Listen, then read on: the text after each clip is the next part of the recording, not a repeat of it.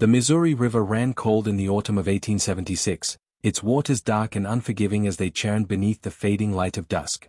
Sarah Mitchell stood at the edge of the rocky bank, her bare feet numb against the smooth stones. She had walked 3 miles from the settlement, leaving behind nothing but a worn shawl and a life she could no longer endure.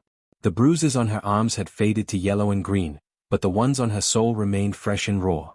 She took one step forward, then another. The icy water bit at her ankles, then her knees. She welcomed the cold. It felt honest, unlike the promises her husband had made before the circuit preacher 2 years ago.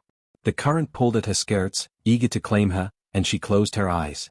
Strong hands seized her waist and yanked her backward with such force that she gasped. Sarah fought against her rescuer, twisting and clawing, but he lifted her as if she weighed nothing at all. She found herself pressed against a broad chest, being carried away from the river's edge. When he finally set her down on dry ground, she looked up into the face of a Lakota warrior. He was tall and powerfully built, with long black hair that fell past his shoulders and eyes that held both strength and something that looked like understanding. He wore traditional clothing decorated with intricate beadwork, and a single eagle feather hung from his hair. He studied her face for a long moment, then his gaze traveled to her arms where her sleeves had fallen back, revealing the marks her husband had left. "You do not want this," he said in perfect English, his voice deep and steady. "Not truly." Sarah pulled her arms close to her body, shame flooding through her. "You don't know anything about me." "I know the marks of a cruel hand," he replied. "I know the look of someone who has forgotten they are worth more than the pain others have given them." She wanted to argue, to tell him he was wrong, but tears came instead. They poured down her cheeks in hot streams, and she sank to the ground, her body shaking with sobs she had held back for months. The warrior knelt beside her, saying nothing, simply waiting as she wept. When the tears finally slowed, Sarah wiped her face with trembling hands. "Why did you stop me?" "Because the river is not your enemy," he said quietly. "And death is not your answer." She looked at him then, really looked at him. There was no judgment in his expression, only a patient kindness that made her chest ache. "I have nowhere to go. Nothing left." "That is not true." He stood and offered his hand. "I am Lakota, chief of my people. Our village is not far. You will come with me." Sarah stared at his outstretched hand as if it were something foreign. No one had offered her help in so long. No one had looked at her with anything but pity or disgust. The settlement women whispered behind their hands about her situation, but none had intervened. The minister had counseled patience and prayer. Her own family had disowned her when she married against their wishes. "I can't," she whispered. "Your people won't want me there."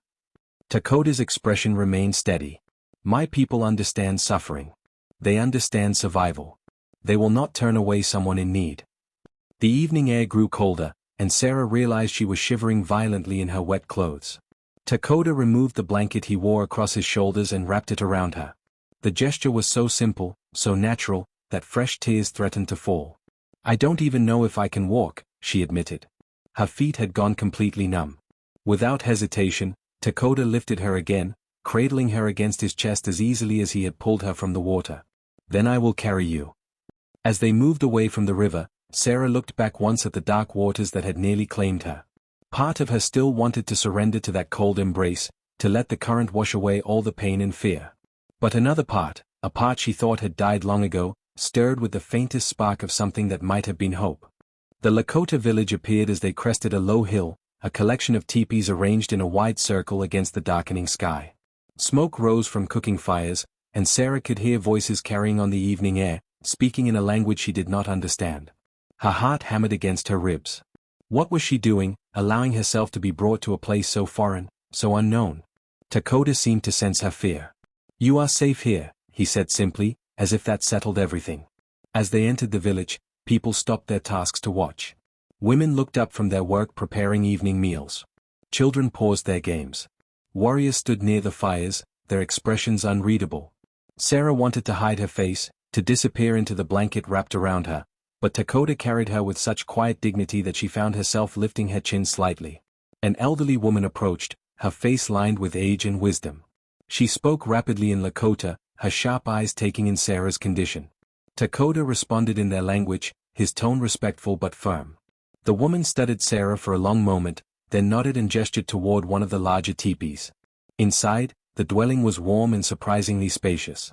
A fire burned in the center, its smoke rising through an opening at the top.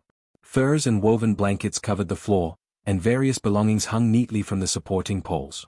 The elderly woman, whom Dakota called Winona, immediately set about heating water in a clay pot. Dakota finally set Sarah down on a pile of soft furs. Her legs trembled as they took her weight, and she sank down gratefully. He knelt beside her, his dark eyes serious. "Winona will help you. She is our healer. She will tend to your wounds and give you dry clothes." "I should go," Sarah said, though the words lacked conviction. "I shouldn't have come here. This isn't right." "What is not right is what was done to you," Dakota said, his voice carrying an edge of anger that was not directed at her. "What is not right is that your own people did not protect you." Sarah looked down at her hands, at the ring on her finger that felt more like a shackle than a symbol of love. "He's my husband. The law says I belong to him." "The law is made by men who benefit from such rules," Dakota replied. "My people have different laws. Among the Lakota, women are honored. They own their homes, their possessions. A man who strikes his wife brings shame upon himself, not her." The words seemed impossible, like a fairy tale told to children. "That can't be true." Winona spoke then, her English heavily accented but clear. "It's true. My husband was good man, but if he raised hand to me, I would send him from my lodge. He would be outcast. No one would give him honor."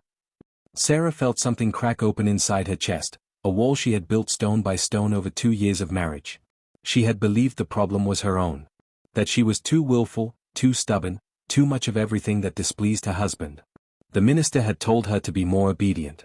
The doctor who had set her broken fingers had suggested she learn to hold her tongue. Even her sister had written that marriage required sacrifice and patience. "I don't understand," she whispered. "Why would you help me? You don't know me." Dakota was quiet for a moment. When he spoke, his voice carried the weight of old pain. "My sister was married to a white trader once. He treated her as property, beat her when she did not please him. When she fled back to our village, he came with soldiers and the law. They said she belonged to him. They tried to take her back." His jaw tightened. She took her own life rather than return to him. Sarah's breath caught. "I'm so sorry." "I could not save her," Dakota said. "But I can save you. I will not let the river take another woman who deserves to live." Winona placed a gentle hand on Sarah's shoulder. "Come. You need warm water, clean clothes. Then food. Then rest. Tomorrow brings new choices. Tonight, you heal." Sarah allowed herself to be led behind a partition of hanging blankets, where Winona had prepared a basin of warm water. As the healer helped her remove her wet, tattered clothes, Sarah caught sight of her own body. The scars and bruises mapped a history of violence she had tried to hide, even from herself. There were marks on her ribs from kicks, faded burns on her shoulder from a fireplace poker, old cuts on her legs from broken plates. Winona made a soft sound of distress but said nothing. She simply began washing Sarah's skin with careful, tender movements, treating each wound with herbal salves that smelled of sage and something sweet. No one had touched Sarah with such care in longer than she could remember. "You are strong," Winona said as she worked. "Body tries to heal. Now spirit must heal too." Sarah closed her eyes, letting the warmth of the water and the gentleness of Winona's hands soak into her weary bones. For the first time in 2 years, she felt something other than fear or despair. She felt the possibility of safety. Sarah woke to the sound of voices speaking softly in Lakota and the smell of something cooking over the fire. For a moment, she could not remember where she was. Then it all came rushing back: the river, Dakota, the village. She was lying on soft furs, wrapped in a clean buckskin dress that Winona must have dressed her in while she slept. Her body ached, but it was the deep ache of exhaustion, not fresh pain. She sat up slowly, her head spinning slightly. The teepee was empty except for Winona, who looked up from stirring a pot over the fire. The elderly woman smiled and gestured for Sarah to come closer. "You sleep long time. Is good. Body needs rest." Sarah moved to sit by the fire, accepting the bowl of stew Winona handed her. The food was unlike anything she had eaten before, rich with meat and wild roots, seasoned with herbs she could not name. It was delicious, and she realized she was starving. She could not remember the last time she had eaten a full meal. "Where is Dakota?" she asked between bites. "Council meeting," Winona said. "He tells elders about you. Some are worried. White woman in village can bring trouble." Sarah's stomach knotted. "I knew I shouldn't have come. I'll leave. I don't want to cause problems for your people." Winona shook her head firmly. You misunderstand. They worry for you, not about you. They ask how to protect you if your husband comes looking. They ask how to keep you safe. The idea that strangers would concern themselves with her safety seemed impossible. In the settlement, everyone had known what was happening in the Mitchell household. The walls of their small cabin were thin, and her cries had surely carried to the neighbors. Yet no one had intervened. No one had offered her refuge. Why do they care? Sarah asked quietly. I'm nothing to them. You are a human being, Winona said, as if this explained everything. That is enough. Before Sarah could respond, the entrance flap opened and Lakota ducked inside. His presence seemed to fill the space, and Sarah found herself simultaneously comforted and unsettled by his arrival. He was so different from any man she had known. He moved with quiet confidence, and when he looked at her, there was no trace of the cold calculation she had seen in her husband's eyes. The council has decided, he said, settling himself by the fire. You may stay as long as you need. But we must be prepared. Your husband will likely search for you. Sarah's blood ran cold. He'll come here? If he learns where you are, yes. White men do not give up their property easily, even when that property is a person who should be free. Then I can't stay, Sarah said, rising to her feet too quickly. The room spun, and she swayed. Lakota was there in an instant, his hand steadying her arm. I won't put your people in danger because of me. You are not putting anyone in danger, Lakota said firmly. Your husband is the one who brings danger. The blame is his, not yours. Sarah pulled away from his touch, wrapping her arms around herself. You don't understand. Jacob has friends in the settlement, men who agree with him about how wives should be treated. They won't see this as rescue. They'll see it as theft.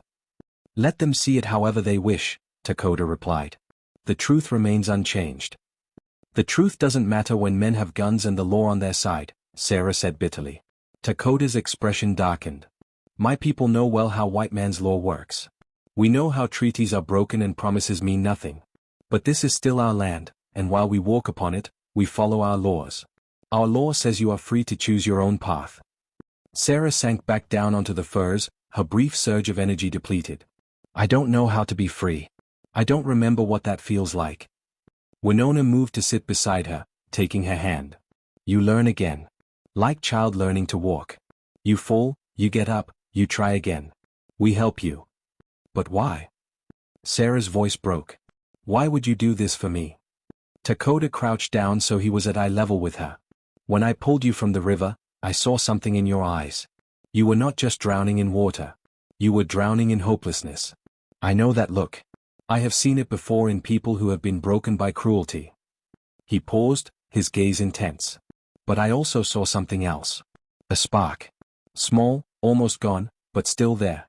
The part of you that wants to live, even when everything else wants to surrender. Sarah felt tears prickling at her eyes again. What if that spark dies? What if I'm too broken to fix? You are not broken, Lakota said with absolute certainty. You are wounded. There is a difference. Broken things cannot heal. Wounded things can. For the first time since she could remember, Sarah wanted to believe something good about herself.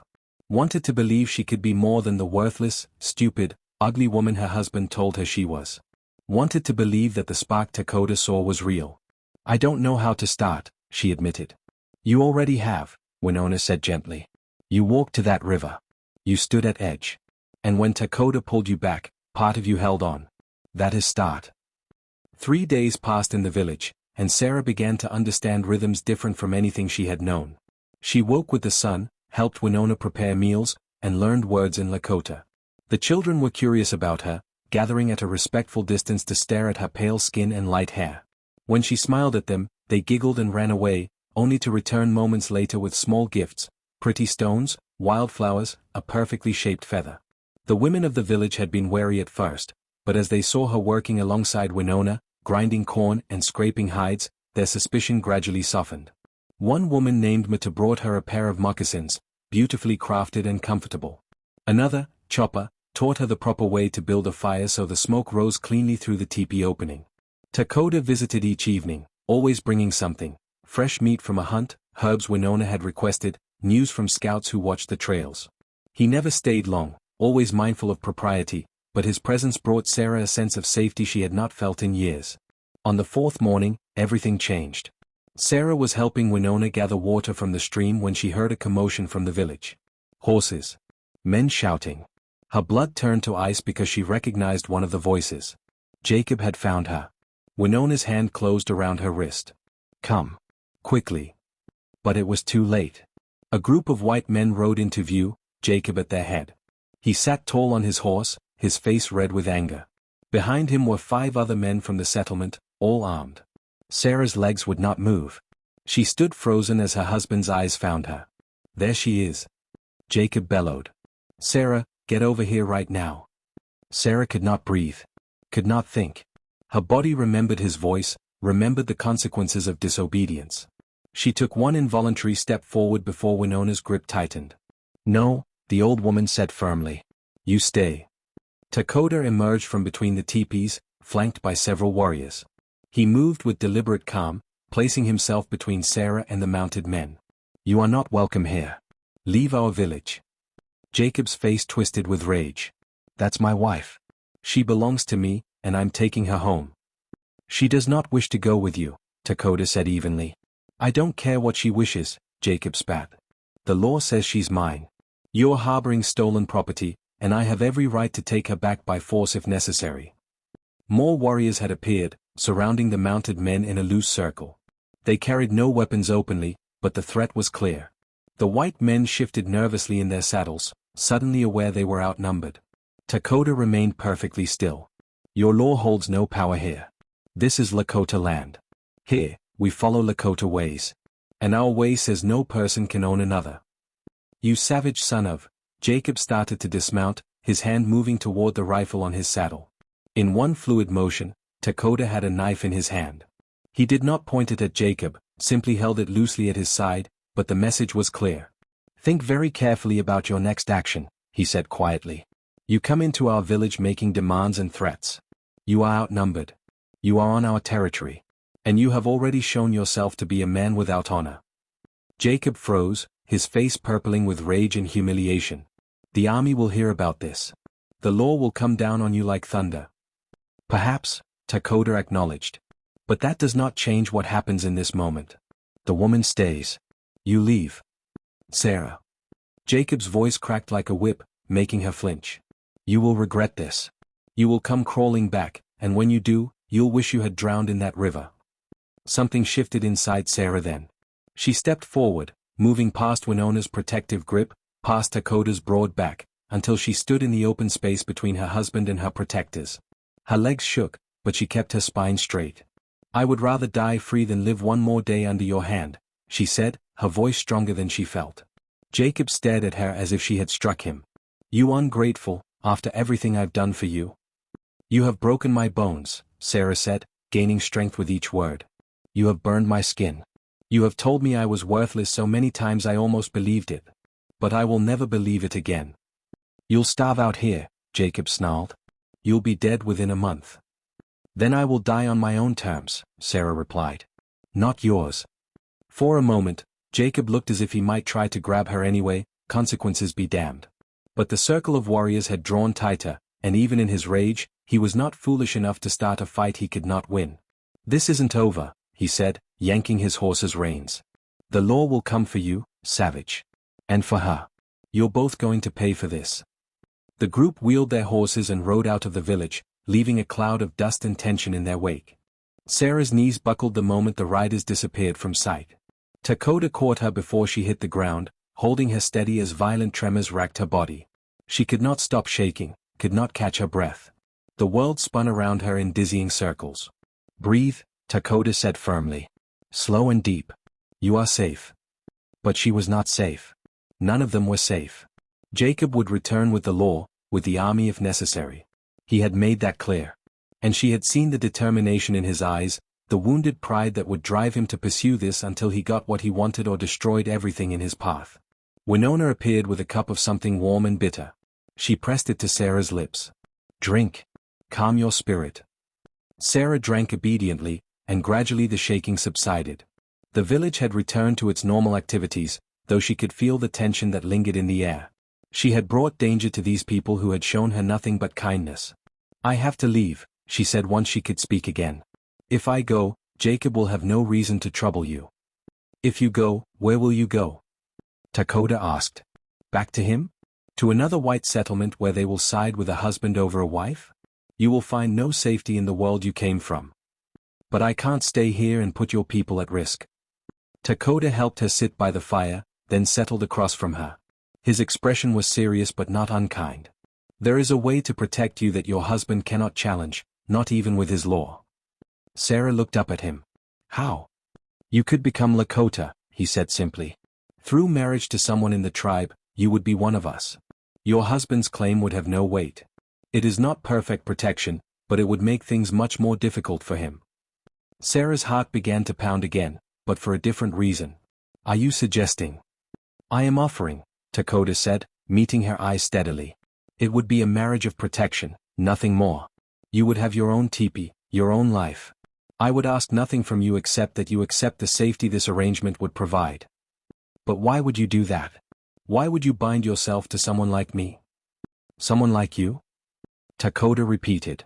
You mean someone strong enough to stand up to a man twice your size and tell him you would rather die free than live as his prisoner? Yes, I would bind myself to someone like you. Winona nodded approvingly. Is good solution. Dakota is chief. His wife has status, protection. And he is honorable man. He will keep his word to leave you free. Sarah's mind raced. Marriage. The very institution that had trapped her, that had given Jacob legal ownership of her body and soul. But this would be different. Dakota was offering her a shield, not a cage. What if you want to marry someone else later, she asked. Someone you actually care for? Lakota men can have more than one wife if all parties agree, Dakota said. But I have never wanted that. I am 30 summers old, and I have chosen to remain unmarried because I have not found a woman whose spirit calls to mine. This marriage would be a practical arrangement. You would owe me nothing beyond accepting the protection of my name. Sarah looked down at her hands, at the ring she still wore despite everything. Slowly, she pulled it off her finger and held it up to the firelight. It was a simple band of tarnished silver, nothing special. But it had represented a promise that had turned into a nightmare. She threw it into the fire. I will marry you, she said, watching the ring glow red in the flames. But I need you to understand something. I am broken in ways I cannot explain. I have nightmares. I flinch at sudden movements. I may never be normal again. Normal is what people are before the world wounds them, Dakota said. What you are is a survivor. That is more valuable than normal. The ceremony took place the following day. It was simpler than Sarah expected, conducted by an elder who spoke words she did not fully understand while Dakota's hand held hers with surprising gentleness. She wore a dress decorated with quill work that the women of the village had spent the night completing. Chopper had woven flowers into her hair. Even the children had gathered, watching with solemn curiosity. When it was finished, Dakota led her to a teepee that had been prepared for her, positioned respectfully near his own but separate. Inside, it was furnished with everything she might need, furs for warmth, cooking implements, supplies of food and water.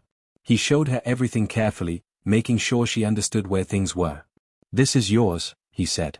No one will enter without your permission, not even me. You are free to come and go as you please. If you need anything, you have only to ask. Sarah looked around her new home, this strange shelter so different from the cabin she had fled. It was smaller, but it felt larger somehow. Lighter. She turned to Dakota, this man who had saved her life twice now, once from the river and once from the husband who would have dragged her back to certain death. Thank you, she said, the words inadequate for what she felt. For all of it. Dakota nodded, then surprised her by placing his hand gently on her shoulder. You thanked me for saving your life that first day. But the truth is, you saved your own life when you chose to hold on. I simply gave you the chance to do so. The rest has been your courage, your strength. Never forget that. He left her then, and Sarah stood alone in her teepee as the sun set beyond the hide walls. For the first time in longer than she could remember, she was alone but not lonely. Protected but not imprisoned. Married but free. She thought of the river that had nearly claimed her, of how close she had come to surrendering to those dark waters. She thought of the scars on her body that would fade with time, and the scars on her soul that would take longer to heal. But as she settled onto her furs that night, listening to the sounds of the village around her, children laughing, women singing, the crackle of fires, Sarah felt something she had believed was lost forever.